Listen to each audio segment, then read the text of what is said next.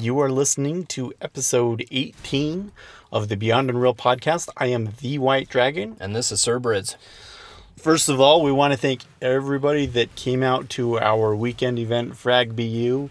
Yes, and you'll know who you are tomorrow because we're recording on Friday. Yes. I captured some footage. It will be in the podcast, so you'll be able to see yourselves in there. And it was just really great to have it back. We're still kind of getting started. It's a little rough. Yeah. So I know that it's not quite like what it was in the past. Or mostly because we only have 2 CTF maps. But we'll fix some of those things for next week. So if you miss it this week, come back next week because it's going to be even better. And we're going to keep on doing this until the game is dead. So well, there's a lot of fun times ahead. Yeah, hopefully that's a long time away. Yep. Yeah, we're really pleased with the turnout tonight especially. I mean, the server started filling up. It's had people playing in it so far all night. So yeah, it's been really fun. Yeah, and they showed up before the start time. Yep, and the game's fun right now. I mean, if you feel like playing, come and join us. I also want to just give a special shout out to some of the old timers, like we saw Slayer Dragon, Hark, Zero.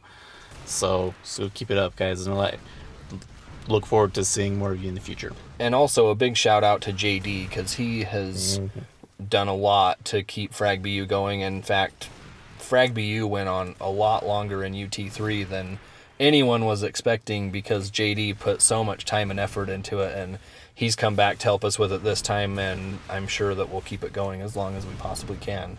So thanks, JD. Thank you. Yes. So let's get into the changes.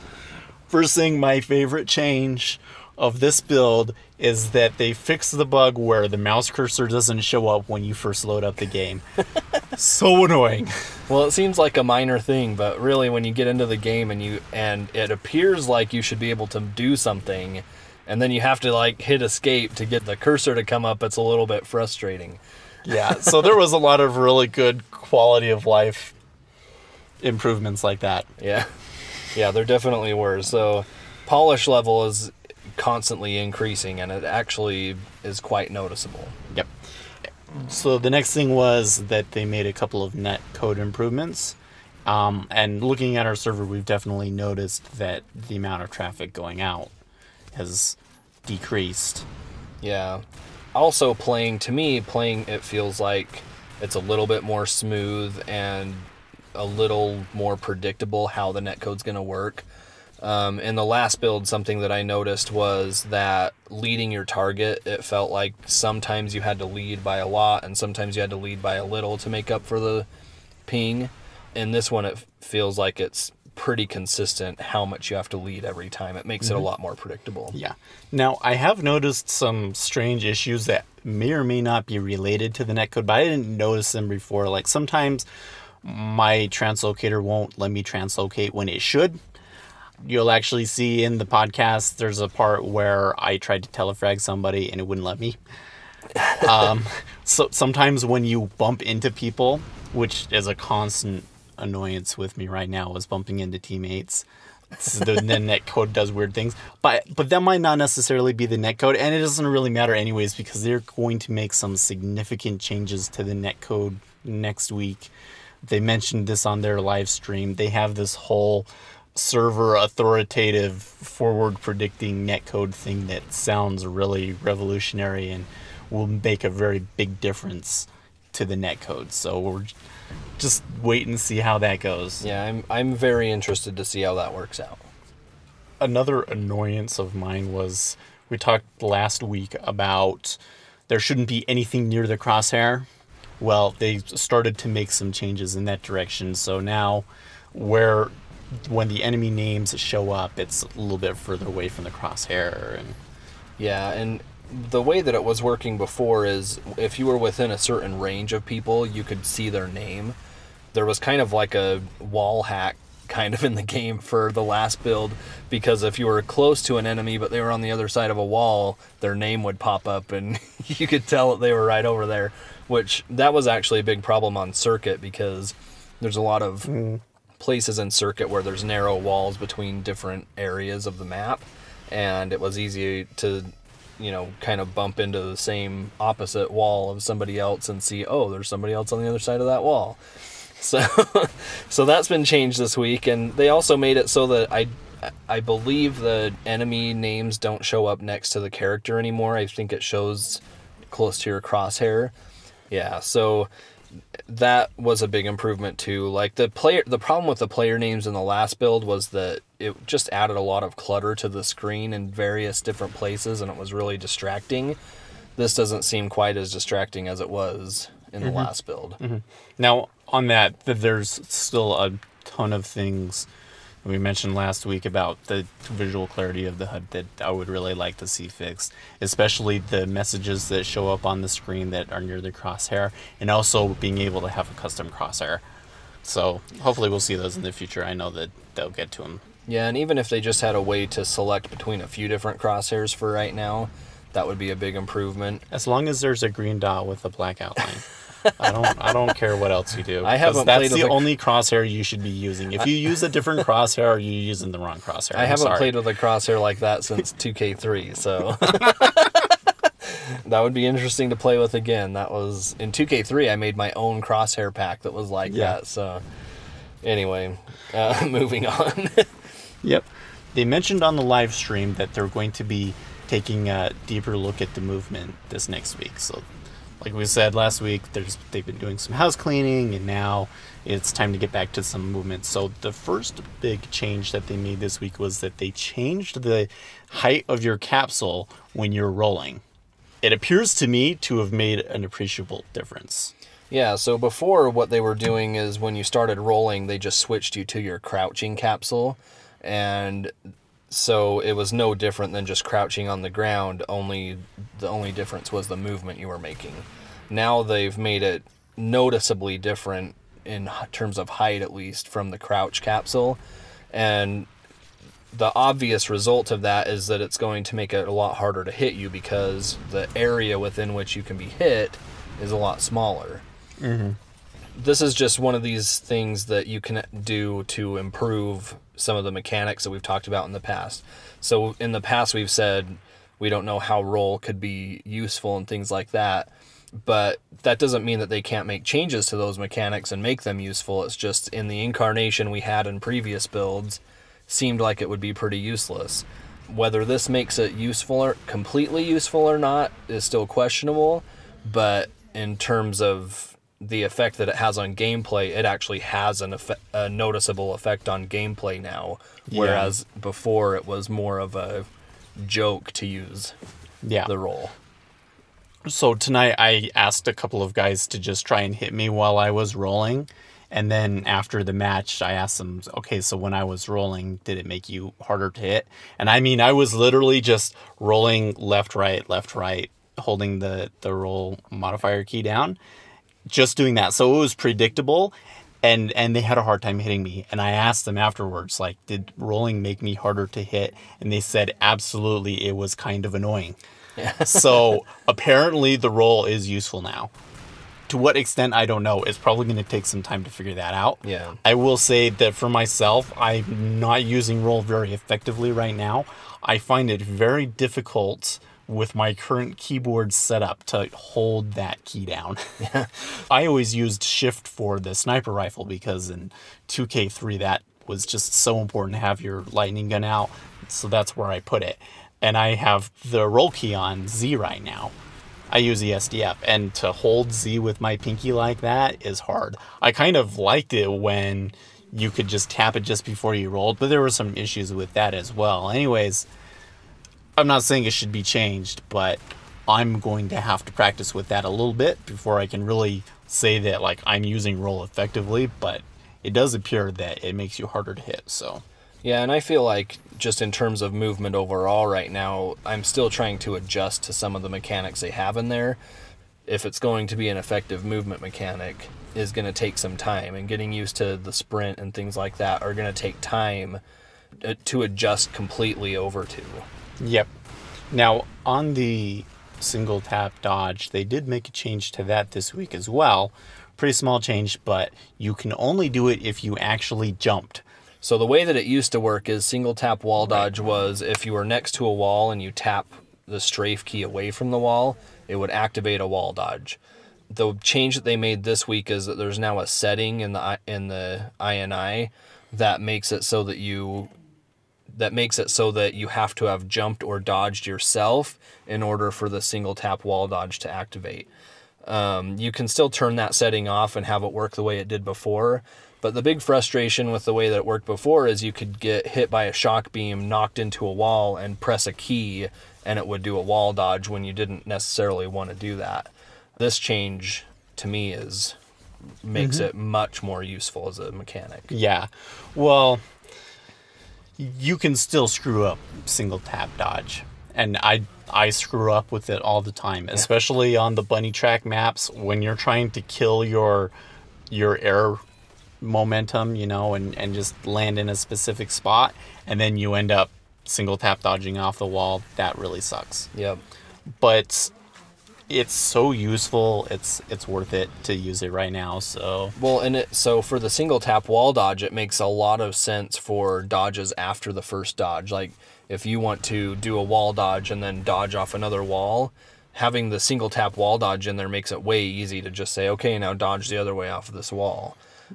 And it's also nice. So on Dam, there's a place where you go into the U damage, and there's these curved walls right there. You can actually jump sideways onto the wall and just tap the strafe key, and you'll multi-wall dodge around that wall over to the U damage.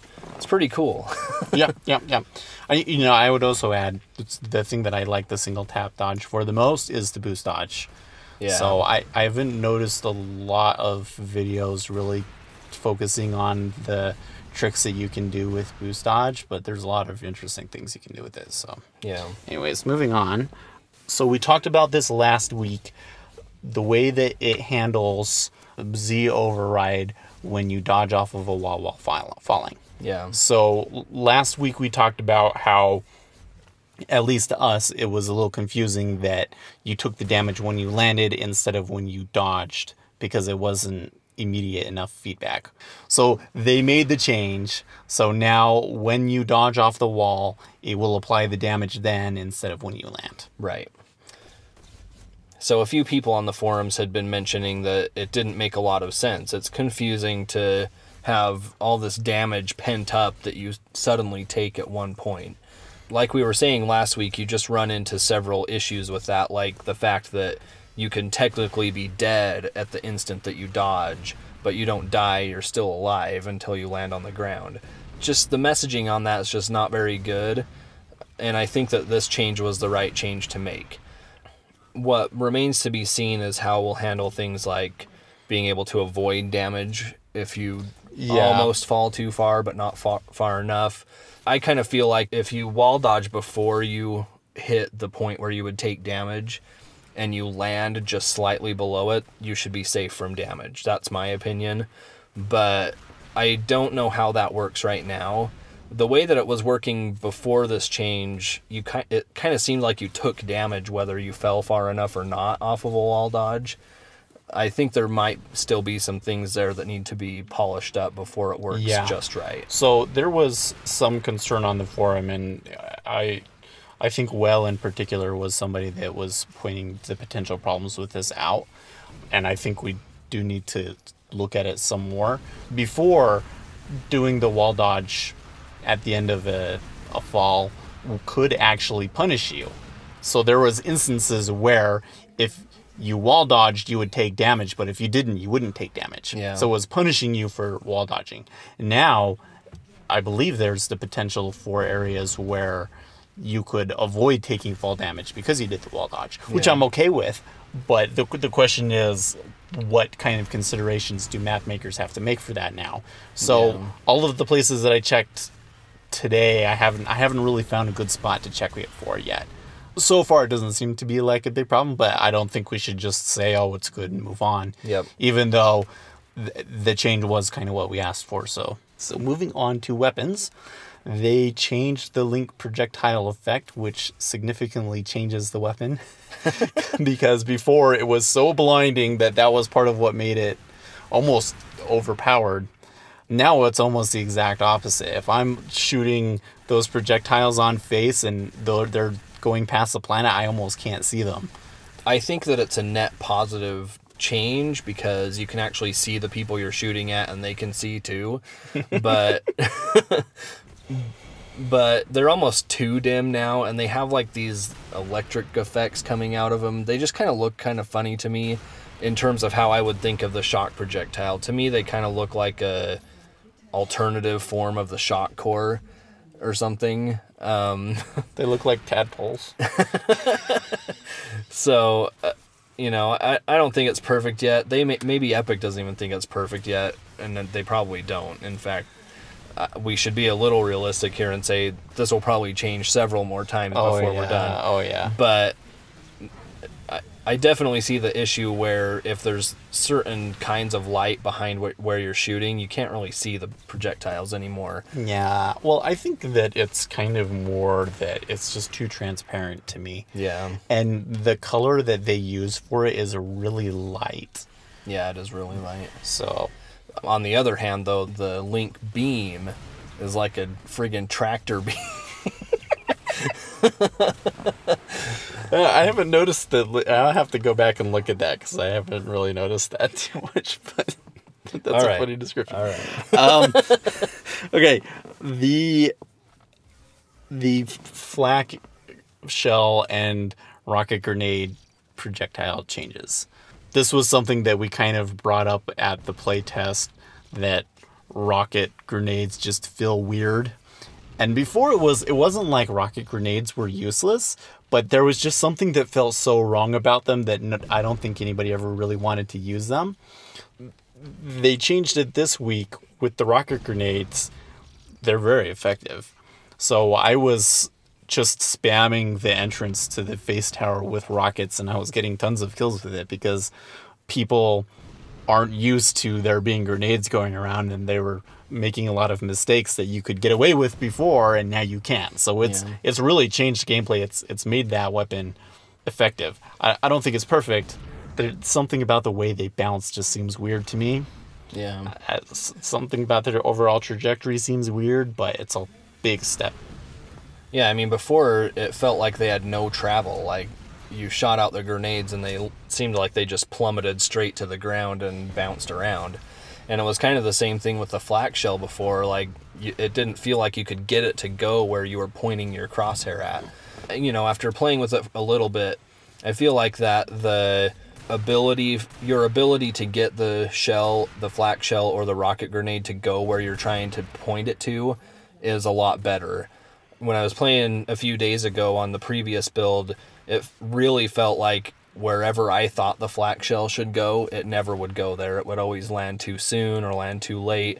Now it feels like it's a lot closer to where I'm trying to get it to go. So I think it's a good, positive change. But I do feel like it still needs some focus. We have to keep reminding ourselves here that the weapons still haven't gotten a ton of attention. They've been making tweaks and stuff to them to try to make it so that we can continue our playtesting, because some of the weapons just have felt so wrong. But in reality, none of this is final. None of this is the balance. This is all just for playtesting. Yep. On the flak secondary, it definitely feels like that the projectile is like predictable now and goes where you intend it to go. I have found that in a lot of instances it's coming up short for me. It just seems like the range on it isn't what it was in past builds. I don't know if that's good or bad. I mean, the flat cannon is supposed to be a close range weapon, and that goes into the next change, which is that they changed the spread of the flak cannon. It feels much more like the UT99 flak, and it's a pretty significant nerf to it as well. Yeah, and I'm still torn on whether this is a good thing or a bad thing right now, just because before, the way it was, you could be standing a fair distance away from somebody and shoot the flak primary at them, and every single shard would hit them. You could snipe people with the flat cannon. It was ridiculous. Yeah. So, I mean, this makes that particular aspect of it better, but also you have to be really close in order to actually get a fair number of the chunks to hit. So it looks better and it feels better, but it's still questionable whether we're in the right range for that spread on that. The issue with it right now, well, not the issue, but if you're going for those close range flak shots, not like point blank, but close range flak shot, you really have to be accurate so that the whole swarm hits them. Because if you only get like a little corner of it now, it's not going to do you any good. Yeah. So... yeah, that's in contrast to before where you could nick somebody with it and it got so many shards on them that you almost would get a kill every single time. But that's just going to be changes like maybe the damage needs to be changed or how many shards. I don't really know. I would like to see first they change the bounce. Yeah. I am not a fan of the UT3 style bounce where pretty much all of the projectiles bounce in a predictable fashion. I think we should go back to a UT 2004 or UT 99 style bounce.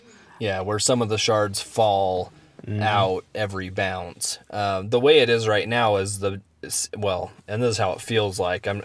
This isn't speaking from how the code is actually working, but the way it feels right now is that there's a lifetime on the shards and they can bounce as many times as they want to in that lifetime. And you can bounce flak shards on several walls. It feels like the flak almost feels like the Ripper right now because you can just bounce it off of weird walls at different angles and just manage to hit somebody with a ton of the shards and they die. The randomness involved in getting a kill with it right now is quite a bit higher than it has been in previous games. Yes.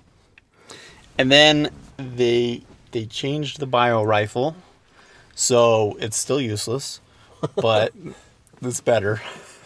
The goo goes a lot farther, it's a lot faster, you can actually hit people with the secondary now. They changed it so that it doesn't shoot right at the center of the crosshair now, it shoots off to the side a little bit. I do think it probably makes it easier to predict where it's going to go. Where before it was hard to predict if it was going to hit somebody, now it seems like it's a little bit more predictable if it's going to actually stick onto somebody and kill them. But it's not a huge improvement over the way it was before. Yeah. When they get to the weapons, and I think it's going to be several weeks that they're going to get to trying drastic new things with the weapons, but I would really like to see something new with the GUI. I feel like that the primary fire is worthless and that the secondary fire is too much of a risk for the reward. I just don't like the goo right now. So please do something crazy. If you guys have an idea, let's hear something crazy. You know, if you want to do something crazy to the shock rifle, forget about it. It's not going to happen. But if you want to do something crazy to the goo gun, I say go for it. Yeah, bastardize that weapon. Whatever you can do, let's change it. Well, it's funny because in Unreal Championship 2, the Biorifle that they had was actually a canister gun, and it shot different kinds of ammo out of it. Goo was just one of the kinds of ammo that it shot out of it. Messing around with something down that vein might be interesting to try. Yep. But I do think that that's one gun in the series where I don't feel like it's reached its full potential yet. It would be cool to try out some different things with it and see what we could come up with. There's also some people were talking about making it like a web.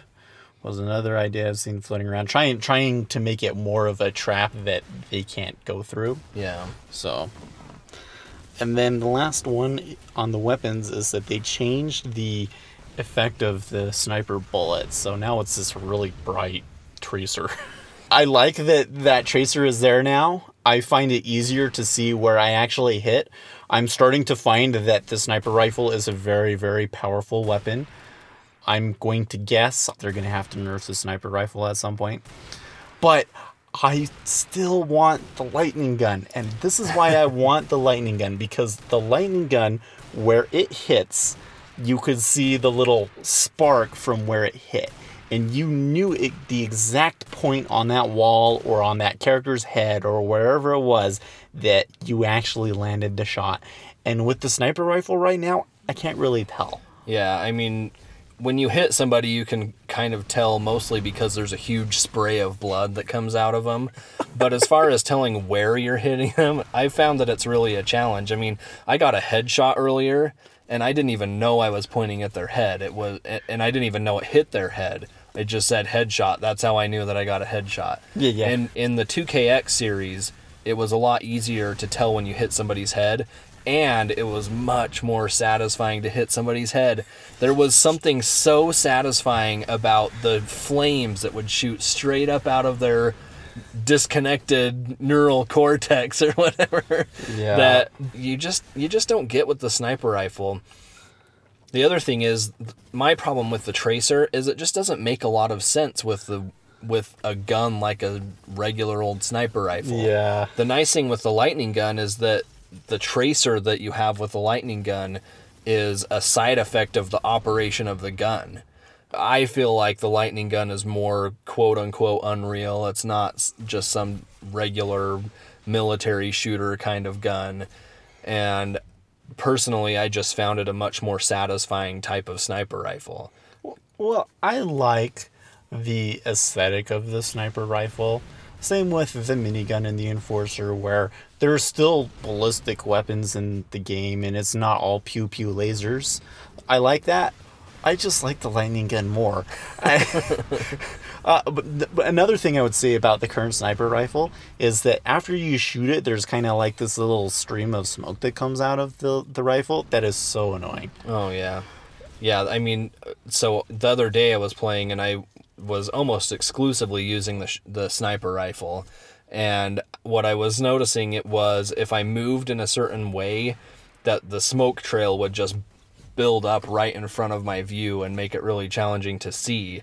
And I had to move completely out of the way to continue playing because there was so much smoke in front of me. The other thing is, even if you're just backing up away from it, there's this huge trail of winding smoke where you left from. If they're going to have that effect, that's fine, but to me it just feels like it hangs around for way too long. I think it's a visual clarity problem, right? You have this smoke that's obscuring your vision. I think that there's gameplay reasons for that. So if there are gameplay reasons for that, maybe it needs to change. I'll admit that when it was in Unreal Tournament 2004 and there was just like a huge puff that completely obscured your vision, I thought that was annoying too. So yeah, my personal opinion is if a tracer effect like this is needed so badly to make the gun balanced, then maybe we should explore something like the lightning gun because it has that built into its operation. But I'm not saying we have to get rid of the sniper rifle. I'm not saying that both of them shouldn't exist. I'm just saying that the lightning gun had a very obvious tracer, and I believe that's something that a lot of people liked about it. Yeah, it was very effective. Okay, so the last thing that we wanted to cover here was that we've been looking through the forums and noticing that a lot of people have been doing some pretty cool art stuff. One of them was that we saw Flak cannon, where basically in the first post he posted, here's an idea for a flak cannon, and it looked like a car engine with these weird pistons on it, and it was kind of too much like the UT flak, but not enough like a UT flak. And a lot of people came into that thread posting their feedback, a lot of good constructive criticism of it, and he took that criticism and incorporated it into his model and came up with what I think is one of the nicest looking riffs on the UT flak cannon that I've seen. I feel like that the artists of the community have one of the most difficult tasks because what they do is so personal. You're making art and you're making artwork that speaks to you, but that might not necessarily be what speaks to everybody else in the community, and that might not necessarily be what's good for gameplay, right? And it's really easy to get discouraged under those kinds of circumstances, but I can promise you that if you guys just stick with it, that you're going to be happy with the results in the end, you know? It's an iterative process and it's going to take a lot of work. And even if you're not like an amazing artist, you know, one of the things that I remember Chris Perna saying really early on was that, hey, even if your artwork really sucks, you should still post it because maybe somebody else will see that artwork and get an idea from that. And then that other person will make better idea. And then somebody else can make an even better idea from that. So everybody has something to contribute. You should never feel like that I shouldn't contribute because people aren't going to like it or it's going to be useless. And you know what? Maybe you might get ignored. That happens. There's a lot of artwork that gets brushed over. We want to try and highlight some of that stuff a little bit better. Yeah. And if you don't see attention right away, keep posting anyways, guys. Yeah. Well, and there's a couple of things you have to remember. The first one is the people that you really want to see your work is Epic. Mm-hmm. And even if they don't respond to it and they just see it, that's still a good thing. Yep. The other thing, too, is that the more frequently you post things in your thread, the more likely somebody is to become interested in it. And I think one problem that a few artists have had is that they feel like there's a lot of negativity in my threads and can't seem to get that negativity under control. But my response to that would be, listen to the criticism people are giving you. If there's a lot of negativity in your thread, some of it's going to happen just anyway, because people that feel like they have to post negative things wherever they go. Yeah. But there's so much constructive criticism that you can get, even from people that don't present it well, that you can use to build your content in a way that it will get noticed by Epic. And you'll get somebody coming into your thread and saying, hey, here's some feedback that will turn this into something that we might actually use. And I felt like that was something in this Flat Cannon thread that really happened, is there was some negativity in there, but the majority of it was really constructive, and it, to me, helped turn out something that was a huge improvement over the first post. I think that I remember Chris Perna saying early on also, going to be an iterative process on every level. Nobody is going to post a model of a gun and that exact model turns into the model that's in the game. To highlight that, they've given a lot of positive press, I guess, to Gooba. But even on Gooba's concepts and stuff, there's been iteration before Epic has felt like this is at the right spot. The only piece of art that has been officially accepted is an enforcer concept that Gooba came up with. But it wasn't the first concept that he posted. He posted a few ideas and people gave him a lot of feedback, and then he posted some more ideas, and one of those ideas became the one that was officially accepted.